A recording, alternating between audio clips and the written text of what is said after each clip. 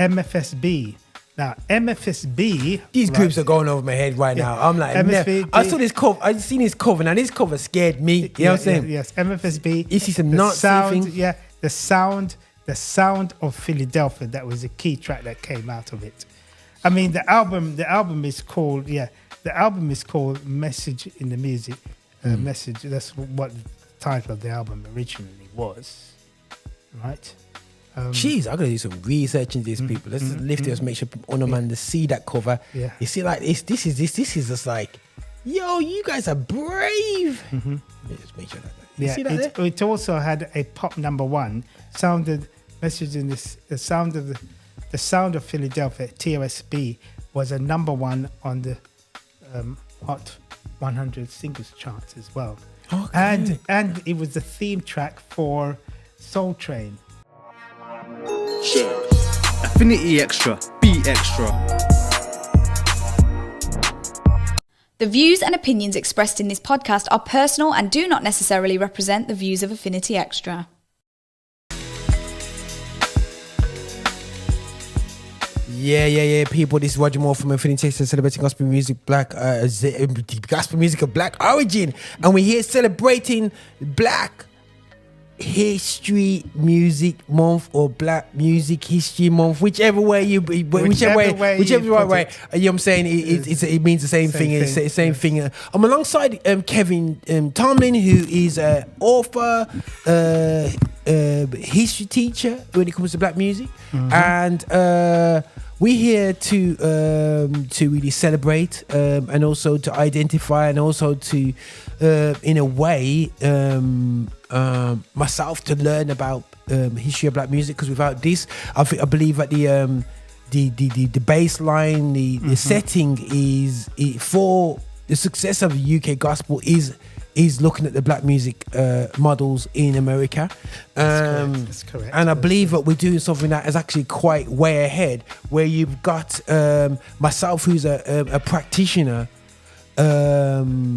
going a journey alongside of academic. Now, this is something that we're trying to push towards, because there are academics in black music in the UK, and there are plenty of practitioners outside. And I would say it's been a great journey for me working alongside an academic. It's sharpened my tool, it's refined my process, it's slowed me down in terms of preparation, and it's made me more intentional. Also at the same time, it's made me more purposeful and more, you know what I'm saying, and more believing in what I'm doing. But I do feel that there's a disconnect within these communities in the UK. I'm not saying it's the same, it's different elsewhere, but it just is. So we want to almost show a very a way where we can both be in the same space and enjoy each other's knowledge. And for me as a practitioner, I passionately love gospel music, but I need knowledge about, certain things, and I'm here to learn. So I'm here to learn and to improve. So ready for the future, and helps me go in front of great men and women and make them petition and make them understand that we need to rebuild our wall. And what I mean? Petition to, the Babylonians, you know what? And I tell you what, I need to go back home as well. Let me go and build my wall and you know what I mean? And anyway, so for the ones you know about church anyway, so you know about that. You know about going to the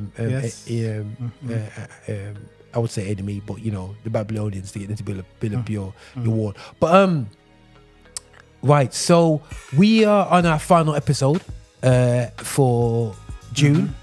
And History Month, Black Music History Month. That's and right, again, I will emphasize, please check out our playlist on Infinity Extra, which we celebrate gospel music of black origin, but also we also are looking insightfully of the trails of our influence from gospel music, from the black church into popular culture.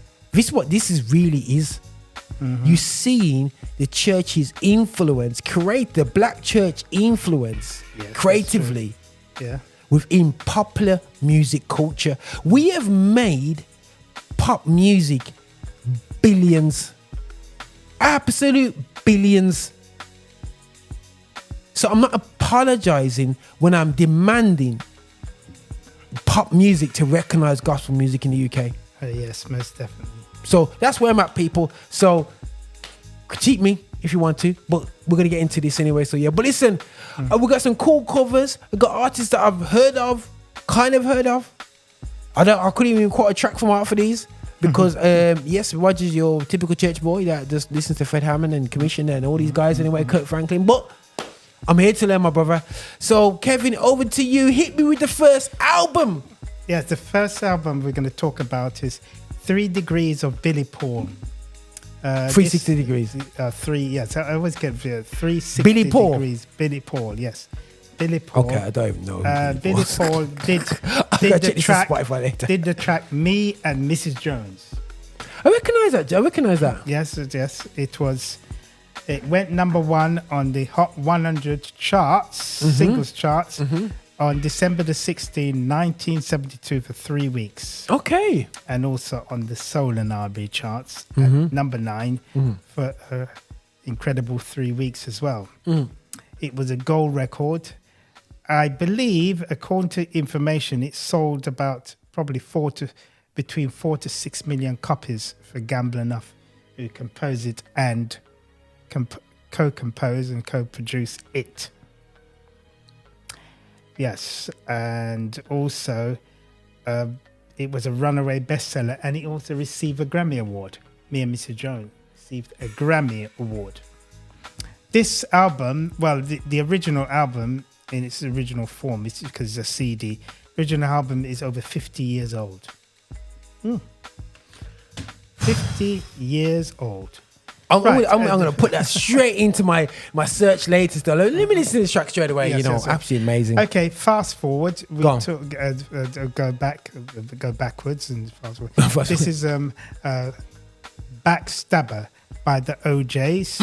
I need to play that later on to get into that Backstabber. Date 1972. That had featured the pop number 1 Soul Train. Backstabber was a million seller. Went number 1. It went number 1 on the R&B charts. Also, Soul Train, which was the second single, that went number 1 as well.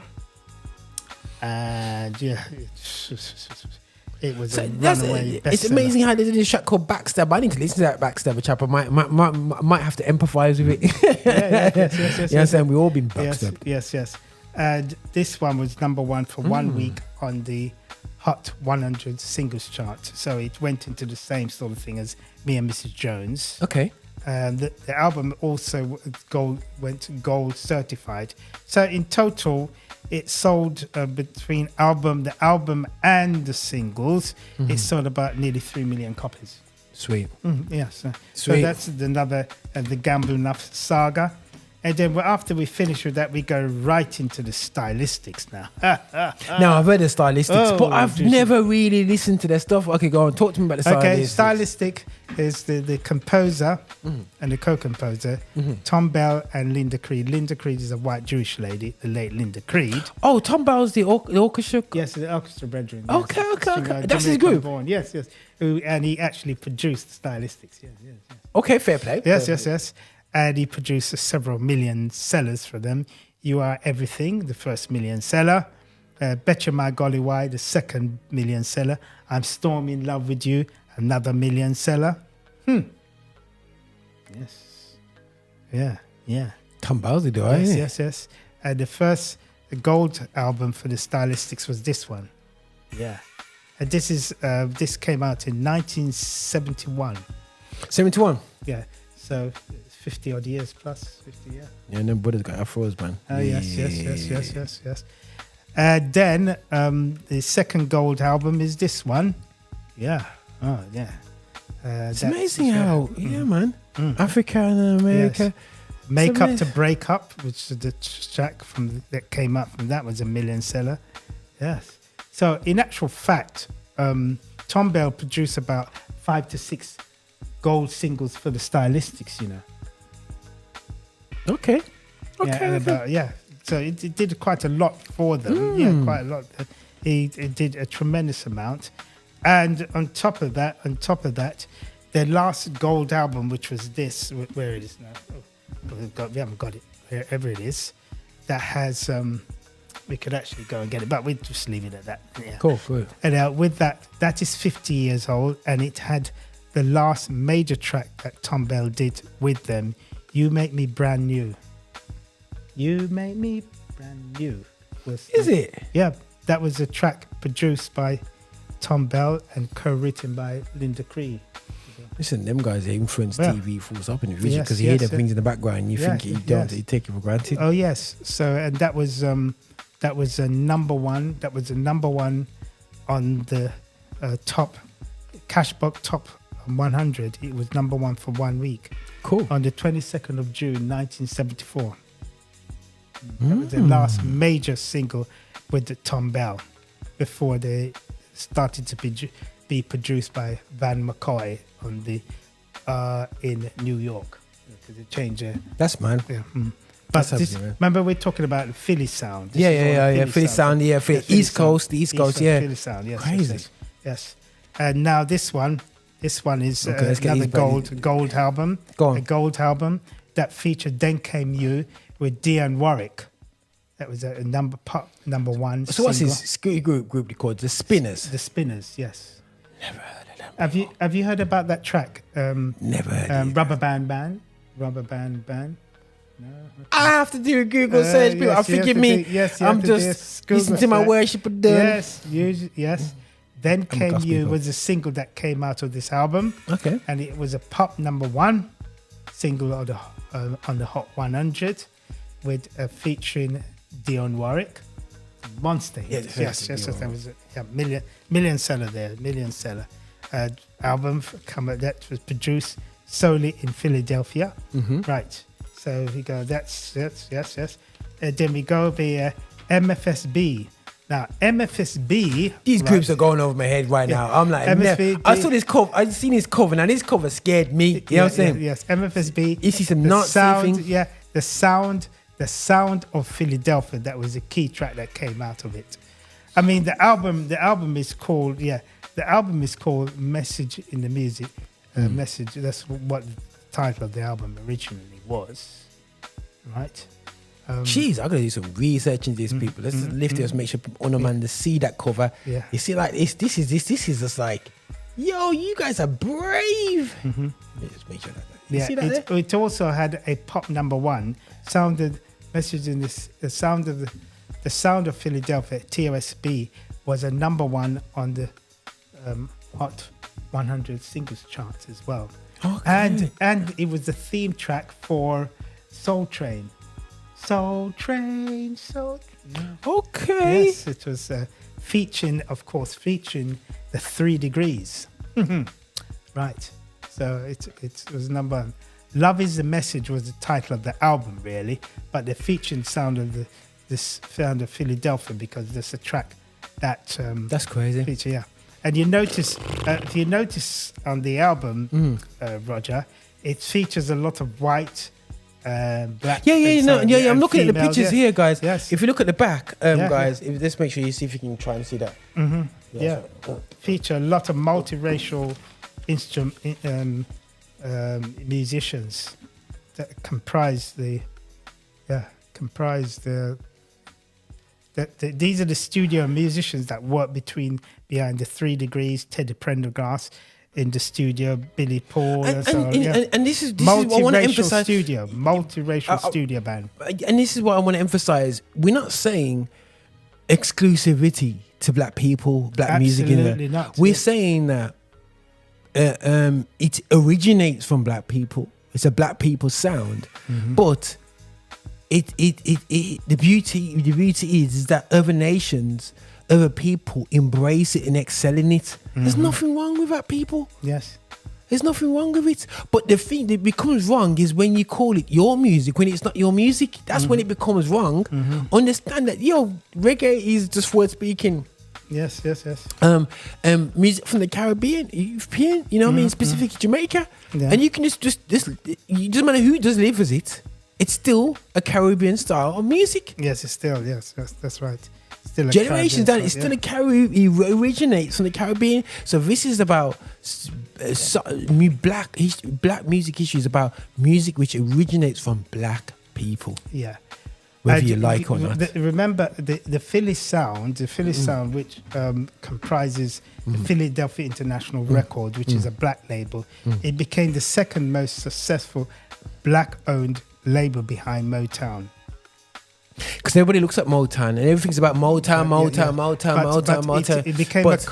It became competition with Motown, and it produced in a short space of time. There was about sometime over this period of 2 to 3 years, there was probably about 30 to 40 singles that were million sellers coming out of Philadelphia. Jeez. In the early 70s. Just runaway smash hits. You know, Mum was on fire. Produced by Thom Bell, produced by Gamble&Huff and all the other, and Bobby Martin and so forth. These were millions. Actually, the first platinum ballad single to come out, the second platinum single came out of Philadelphia, Kiss and So Goodbye by the Manhattans. That means it sold over 2 million copies and above. So there was a lot of singles and albums that sold that. Yeah. That's just tip of the iceberg. Yeah. I mean, Teddy Pendergast was, if we forward a bit up to from 1977 onwards, he was the first black artist to do 5 consecutive multi-platinum album, and it was all Philly produced. Okay, that's crazy, man. That's crazy. So we got one more album that features. This is the 3 Degrees. When Will I See You Again? Which was a number one both in the UK and in the US. When Will I See It was a million. It sold 2 million copies. When Will I See You Again? This is the gold album. And with this album, if you look at the back of it, you see the list of tracks on it, produced by Gamble&Huff. Gamble&Huff, man. And the 3 Degrees. The 3 Degrees produced 2 gold albums for the UK, 2 gold albums. Music by MFSB, the band. Yes. Oh, yes, bruv. And this is what I'm saying to you. When you're part of a musical hub, you all cross over and you do things, together, man. The 3 Degrees, single was number one for 2 weeks in the UK in August. Yeah. It sold 1 million copies in the UK, and it sold 2 million copies in the US as well. Yeah. Ooh, look at that, man. Yeah, man. Yeah, mate. Yeah, you're saying this is what I'm saying, man. This is just get, mate. This next level, man. Yeah. Snap! Look at this. So you got it like this, people like this. Look at this here. And when if you turn it like that, you got it long ways that way. That's right. Yeah, that's you know what I mean. So I'll pick up the artisticness anyway. Still, yeah. Yes. You know what I'm saying? Yes. Yeah, man. 3 very beautiful women, black women. Yeah. So go. Yes. And so the thing about it with 3 Degrees, in the UK, their album sold over 100,000 copies, so it was gold certified. The single did sell gold certified in the UK, but eventually it went to almost 1 million copies. Okay, cool. Yes. And they got their DISC award by BPI. It was presented to them by Prince Charles at the time. And I think a lot of times when it comes to American music, what I found over the years, it's kind of like they sometimes find a program that actually advertises them through the background. When everybody goes back to that single, and they have a lot of